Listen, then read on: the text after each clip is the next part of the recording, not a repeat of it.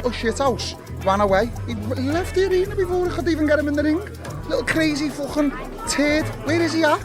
He's a parcel, that guy. Mate, that guy's a parcel. I don't know what would you have said with the Cobra? Yeah. He's got to be realistic and realise that if you ever boxed me, you'd get fucking ironed out. Huh? If you ever took him on in the cage, you might have a chance at beating me. But strikers are good in the cage, so I've got a chance. Because Sean Strickland is a striker. A lot of fighters don't go on the ground. He seems to think that he's going to walk up to me and kick me in the face if he sees me. He won't get within 2 foot of me. If he gets within 2 feet of me, I'll render him. Carl Froch absolutely lost it on Darren Till backstage, and what happened next proves this beef is way more real than anyone thought. The cameras were off, the press conference was done, but Froch didn't just walk away like some polite retired champion. He exploded. We're talking full-blown confrontation, voices raised, security scrambling to keep these two apart.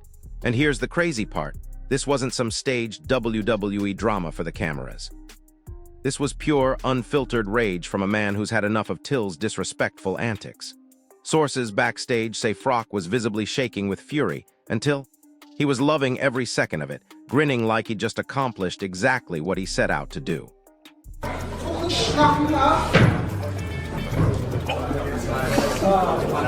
But here's where Johnny Nelson drops some serious truth about what Till is really trying to pull off, and it's not pretty.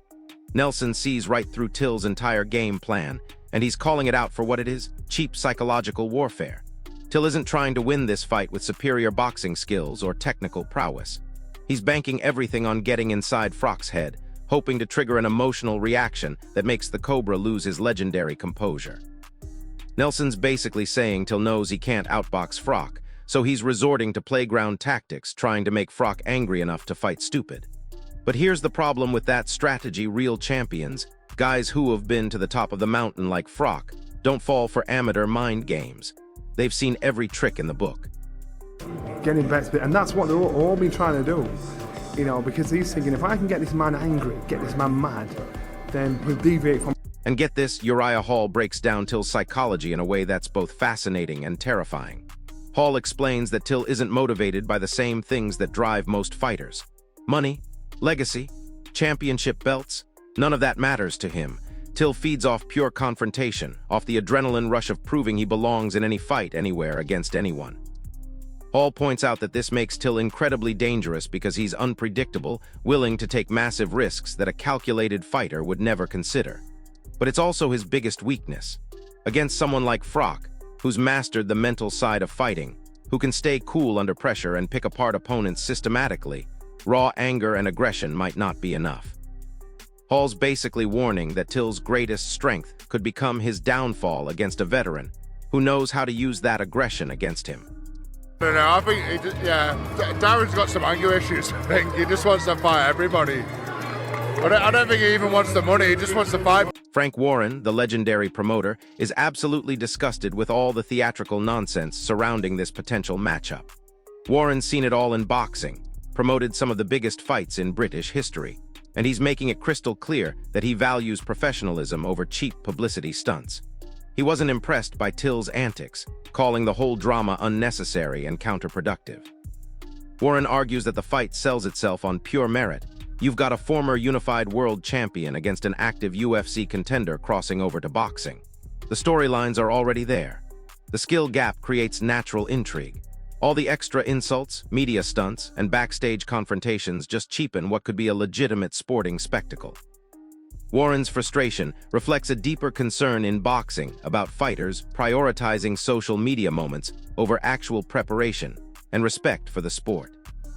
Somebody who can't fight in the boxing ring like Darren Till. He might be decent in the MMA world, I don't know. I mean, I've seen him been choked out and KO'd a few times, so I don't know how good he is. So I'm not having a go. But in the boxing ring, I thought I'd need at least a month in the gym. So I turned it down, and I should have probably took it, to be honest, because I think I'd have needed a couple of rounds of shadow boxing to deal with Darren Till. He's not a fighter, he's not a boxer. It's not happening, I'm not fighting. This ain't a call out. Don't know any idiots coming back saying, calling out Darren Till. I'm not. But this.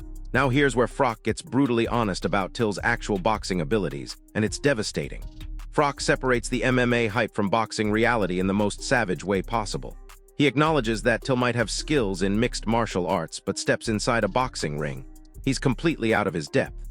Froch reveals he actually turned down the fight initially, not because he was scared, but because he saw it as beneath his level. Then he drops this bomb. He claims it wouldn't take much preparation to handle Till. A few rounds of shadow boxing, some light sparring, and he'd be ready to dominate. That level of confidence isn't arrogance, it's the cold assessment of a world-class boxer who understands the massive gap between MMA striking and elite boxing technique.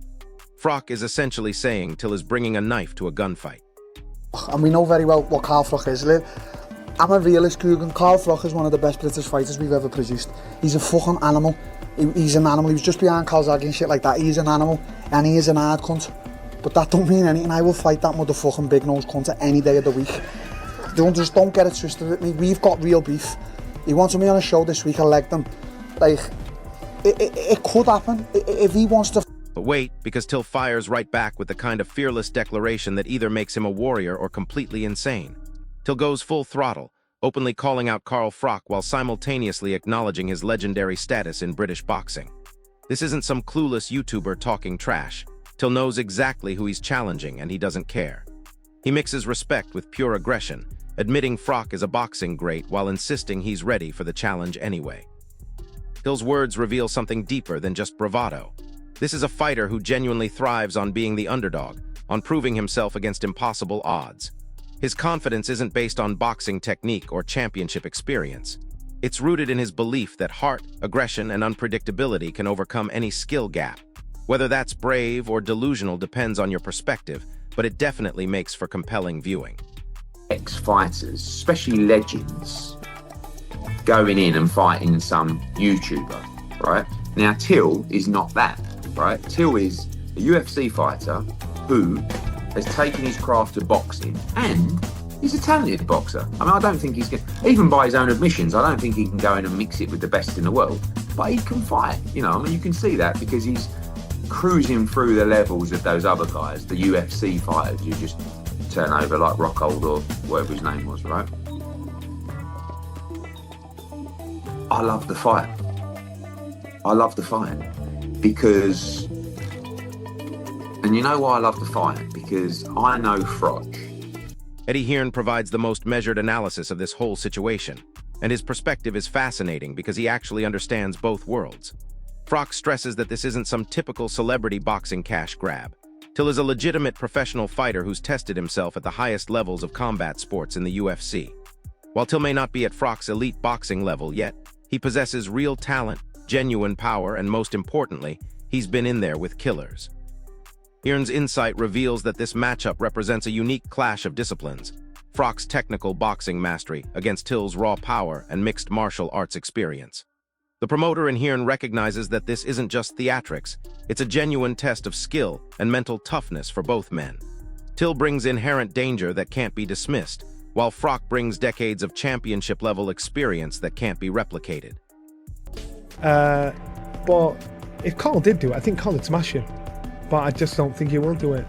Because he's got that memory, he's got that something about him, that he's at an age where he's still physically fit enough and strong enough if he commits himself to.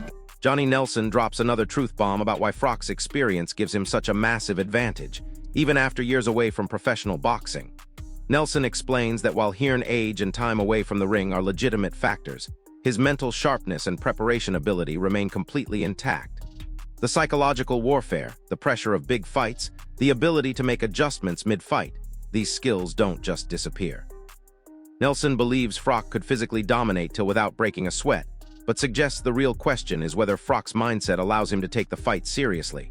This highlights something crucial about boxing that casual fans don't understand. It's not just about fitness or even skill. It's about focus, legacy protection, and knowing when a challenge is worth accepting. Froch has nothing left to prove, which could make him either more dangerous or less motivated. Carl Froch is an unbelievable fighter, and Darren Till knows that. Carl Froch is an older version of himself now, been out the ring a long time. Whether he wants to fight again is a different story, but look, I would love to see it now. Yeah, on the street it's a no-brainer, to be honest. William Hill's assessment of Froch's current condition is absolutely mind-blowing and changes everything about how we should view this potential fight. Hill reveals that Froch remains incredibly sharp and dangerous even after years out of the ring. This isn't some washed-up former champion living on past glory. Hill describes an older version of peak Froch, but emphasizes that his skill, timing, and ring intelligence still make him a formidable opponent for anyone. The analysis suggests that Till would need to bring absolutely everything he has, every ounce of skill and heart, just to survive against Froch. But here's the kicker: Hill believes the challenge is too tempting for fight fans to ignore. This represents the classic boxing narrative: experience versus youth, technique versus power, calculated precision versus raw aggression. For boxing purists, it's the kind of stylistic clash that creates instant classics and unforgettable moments. Plus, since he's boxed. So 10 years ago, he would have smashed Darren Till all over the shop, right? And I think Darren actually, like, for all Darren's madness, he's not an idiot. I think he knows that. But 10 years on, and not having took a punch in 10 years, and definitely gone a bit softer, because that's just life, it all of a sudden becomes, dare I say, a bit of a... Eddie Hearn's final perspective puts everything into proper context by addressing the elephant in the room: time. Hearn explains that Prime Froch would have absolutely demolished Darren Till without breaking a sweat. But a decade away from professional boxing changes the entire equation dramatically. Till, despite his reputation for being wild and unpredictable, understands the risk he's taking by calling out a legend. Hearn's analysis suggests that 10 years of inactivity makes Froch slightly more vulnerable than his peak self. And suddenly, this fight transforms from a guaranteed Froch victory into a genuine 50-50 proposition. The matchup becomes fascinating because it's not just about current skill levels. It's about whether ring rust, age, and time away can level the playing field enough for Till's power and aggression to find success. Preparation, mental toughness, and who wants it more will ultimately decide the outcome. Versus Till. I don't know, man. He's 48 years old now, Froch. You know, he looks good when he takes a picture, you know, with a moody lighting after a few abs and that. But Darren Till, he's still fighting, isn't he? He still knows what it's like to get punched in the teeth. It's been a while since Froch's been punched in the teeth. So I think he does well. I think it sells. I think if he wants to do it, he should do it. But I got a feeling Froch don't want it. I don't think Froch wants it. I think he says he wants. So here's the reality of this entire situation. We've got Carl Froch, a former unified world champion with decades of elite experience, facing off against Darren Till, an active UFC contender with genuine knockout power and absolutely nothing to lose.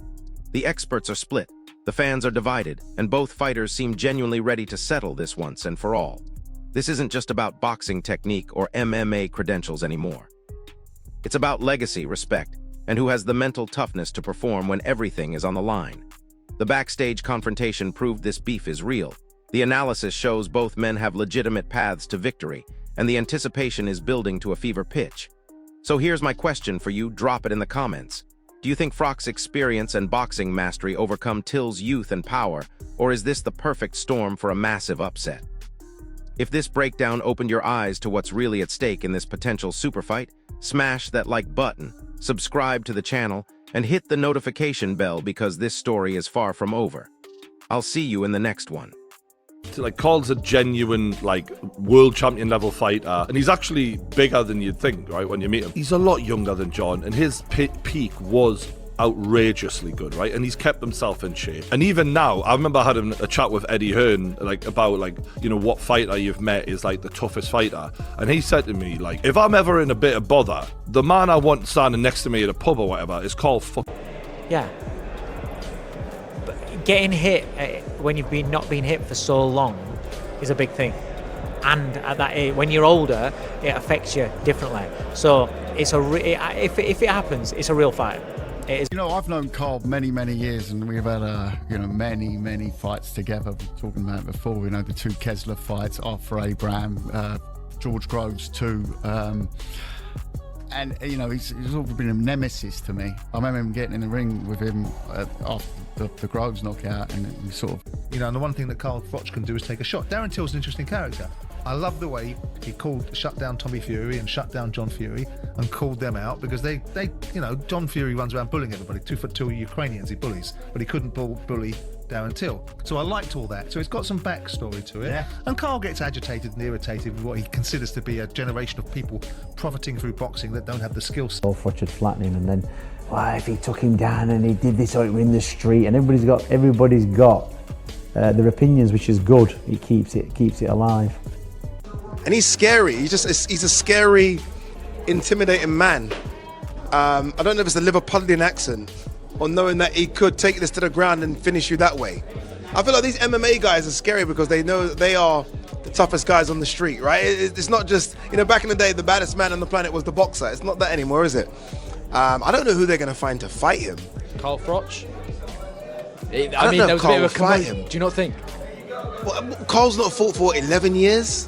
I know he still looks great and he hits the bag, but no one's hit him with small gloves for it. That to everyone. I'm here to do what I'm here to do. And I couldn't give a fuck if I bumped into John Fury and the family in the street now, because it's on them what they want to do. They're more asked about me than I'm asked about them, so if they want it, I'll have it with every fucking single one of them in the street, and I'll get my head completely Easy money. The old Bunsen burner. I'm thinking to myself, hang on a minute.